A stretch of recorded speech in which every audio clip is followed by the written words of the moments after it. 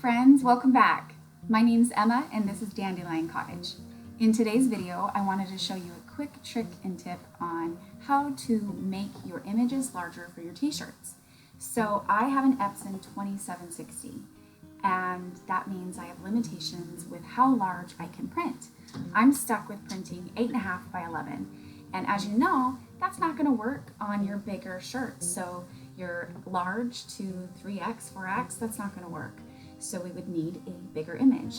And I can't get my hands on an Epson 1500, which is what I would really love, but B, they're really expensive. So sometimes this is a really good option for those of us that maybe can't afford a larger printer or just can't get our hands on one. So let me show you really quick what I do. Now I use Microsoft Word. There's lots of different programs that you could definitely use, but I use Microsoft Word for this. The first thing I'm going to do is I open up a new document. I'm going to go to the layout section here and I'm going to go to margins very first. If I go down to the bottom, I click on custom margins. This is always going to be set up for 1 inch, top, left, bottom, and right. I'm going to take that and just type in 0, tab, 0, tab, 0, tab, 0. Then I click enter. This is going to go in and this is going to change your sizes, and as you saw, I just quickly clicked that box that was giving me a warning, but basically it went in and it changed it to a 0.12 inch. Now I could have absolutely gone in and put 0.12 tab, 0.12 tab, but I'm just quick. I just like to do it quick and I know it's going to fix it for me, so I do the 0 tab, and then just click enter. So now we have our custom margins very, very, very, very thin all the way around. Now I wish so bad it would let me print further out, but I haven't figured out how to do that yet, and honestly this works out fine for me. So the next thing I'm going to do is for this print that I'm going to show you today, I am going to do a sunflower. So let's drag my sunflower into this image. Now the sunflower is going to be on a larger shirt. So one thing I do follow, let's see, I have a website that I follow. Let me pull it up for you right now. Let's see, this one is the one. So rosicrafts.com. And what I did is I just Googled, what size image to use for a t-shirt. And if I scroll down here, let's see, right here. So standard t-shirt design widths for adults classic tees. So this is honestly what I use every single time. And for instance, this image, this is for a large shirt. So it says no bigger than a 10.5 to an 11.5. So what we're going to do is we're going to go back here, and what we need to do is, first of all, one thing I like to do is make this image free, which means right now I can't move it side to side or up or down. So there's two ways of doing this. You could right click on the image and go down to size and position and then text wrapping and then click behind text. That's one way to do it. But the way I like to do it is once you double click on this image, it automatically takes you to this picture format tab when you were originally on this home tab. So again, let's go to the picture format tab, click wrap text right here, and then just click the behind text. That's the quicker way of doing it. So now I could move this anywhere I wanted it. So now what I need to do, just like we went and looked here, we want 10.5 to an 11.5 size. So I'm going to double click on this. Over here you can see right now it's set at 8.25 by 8.25. So let's just try putting in 10.5 and let's see what happens. As you can see there, it's way too big for our paper. So there's a few different options. I typically like to change this. I go to layout and I like to change the orientation to landscape on something like this. And I'm just going to try and center this in the center of this. It doesn't really matter if it's centered, but somewhere here.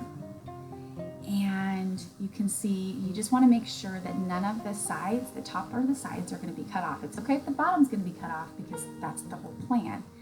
We're going to go to File and we're going to go to Print. And what I'm looking for is to make sure that this isn't cut off. You can see that it is. So that's fine. We're just going to go back. We're going to click on the image and I'm going to use my keyboard and I'm just going to arrow down like maybe 2 or 3 times. Let's go back to File, Print, and there you go. It's no longer cut off. So at this point, you would go in, mirror your image, click Print, right? So then you've printed this one. Now what you have to do is you need to click the arrow up. Now, this is really important. It kind of is slow. Like if I click my arrow up right now, look how slow this is moving to go up and up and up. But just be patient, because what I'm trying to do is when I print this side, when I print this sheet, I want the two sides to match up. And if I get my mouse and I use my mouse to arrow it up, I sometimes will actually go to the left a little bit or go to the right a little bit. But if you're just slowly going up with your arrow, when you print this, it's going to match on both sides so that you can put both of your edges together and then just overlap your print. So I'm going to go ahead and just fast forward this part so that you can see how much we want to print.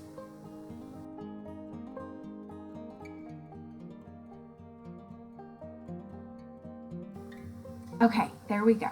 So we've been patient and we pushed the up arrow so that we make sure that these lines on the two sides stayed the same instead of using our mouse.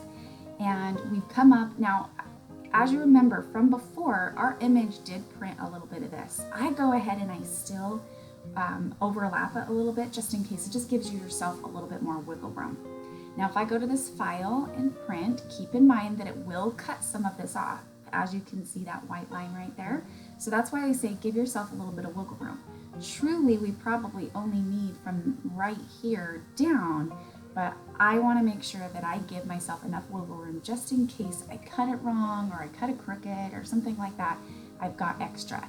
Now, in a case like this, I would try and find another image to put right here, something that I want to print at a later date, so that you're not wasting this paper. Because really, in this type of printer, I can't go back and use this paper again. I know with different printers out there specific to sublimation printing, you can reuse paper, but my printer doesn't allow that. So that's where I would go in and I would find another smaller image that I can press at a later time, and I would put that image right here so that I'm not wasting the paper. So once you do that, same thing, you're just gonna go in, you're gonna mirror your image again, and then you're gonna go ahead and print it. And then let's head to my table and I'll show you how you line it up. Okay, here we are at the table. We need to cut off that white edge. As you remember, the print will only print 0.12 inches from the side. So we need to cut that little white strip off the end. It's okay if you don't get it right the first time. Just do it again until you get all of the white removed so that all you can see along the edge is color. You then get your second print. As you can see, they're going to overlap, which is completely fine. That's exactly what we needed to do.